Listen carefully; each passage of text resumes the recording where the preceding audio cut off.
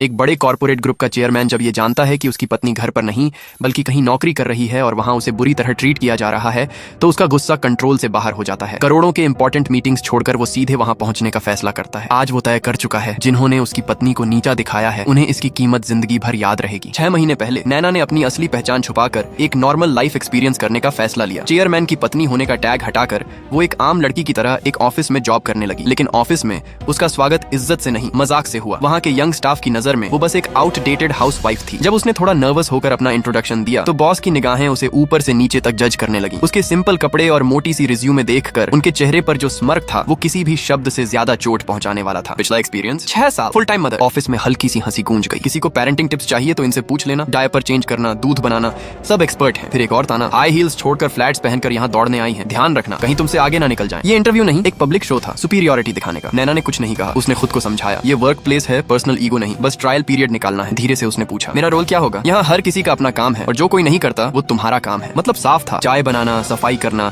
सबकी हेल्प करना, basically office की अनऑफिशियल असिस्टेंट बनना। नैना को लगा अगर वो पेशेंस रखेगी तो धीरे धीरे अपनी वैल्यू साबित कर देगी। लेकिन उसने एक चीज अंडर एस्टिमेट कर दी, इंसानियत की कमी। ऑफिस के कुछ लोग उसे टारगेट बनाने लगे। एक दिन पीछे से किसी ने धक्का दिया, उसके हाथ से महंगा फेस क्रीम गिरकर टूट गया। अगले ही पल चारों तरफ से इल्जाम, चिल्लाहट, ताने। इतना भी नहीं संभाल सकती? काम बिगाड़ने के अलावा कुछ आता भी है? जिसने धक्का दिया था वो खुद भीड़ में खड़ा होकर उल्टा उसी पर इल्जाम डालने लगा। नैना ने सिर्फ इतना कहा, सॉरी मैंने जानबूझकर नहीं किया। लेकिन बात यही नहीं रुकी। ये प्रोडक्ट मैगजीन शूट के लिए था, अभी मार्केट में भी अवेलेबल नहीं है, तुम इसे रिप्लेस कैसे करोगी? वो चुप रही, क्योंकि अब उसे समझ आ चुका था ये लोग सच नहीं तमाशा चाहते हैं। 3 महीने का ट्रायल खत्म हुआ पर उसे परमानेंट करने के बजाय और ज्यादा परेशान किया जाने लगा। वो ऑफिस की all in one support system बन चुकी थी। लंच बॉक्स साफ करना, फाइल्स अरेंज करना, सबके पर्सनल काम करना, एक बड़ी मौका लाना। मेरे लिए स्ट्रॉन्ग कॉफी, मेरे लिए आइस्ड अमेरिकानो। हर दिन वो एक मशीन की तरह भागती रहती बिना किसी अप्रिशिएशन के। लेकिन उसकी ये सहनशीलता ही दूसरों के लिए लाइसेंस बन गई उसे और दबाने का। एक दिन बॉस ने जानबूझकर एक प्लान बनाया। फर्जी सेटअप के जरिए एक इंपॉर्टेंट फाइल खराब होने का इल्जाम उसी पर डाल दिया गया। फिर सबके सामने उसे डांटा गया, तुम्हें निकाल भी सकते हैं, समझी? लगातार अन्याय, अपमान और झूठे आरोपों ने उसे तोड़ दिया। पुरानी डिप्रेशन की समस्या फिर से ट्रिगर हो गई। अचानक उसे तेज सिर दर्द हुआ, जैसे सब कुछ धुंधला हो रहा हो। उधर ये खबर उसके पति तक पहुंच चुकी थी। वो एक हाई प्रोफाइल बिजनेस पार्टी में था जहां पूरे ग्रुप का फ्यूचर डिसाइड होना था। लेकिन जैसे ही उसे पता चला कि उसकी पत्नी के साथ क्या हो रहा है उसका गुस्सा फट पड़ा। उसने वही सब मीटिंग्स कैंसिल कर दी और तुरंत अपनी टीम के साथ उस छोटे से ऑफिस की तरफ निकल पड़ा। आज वो सिर्फ एक चीज चाहता था, जिन लोगों ने उसकी पत्नी को रुलाया है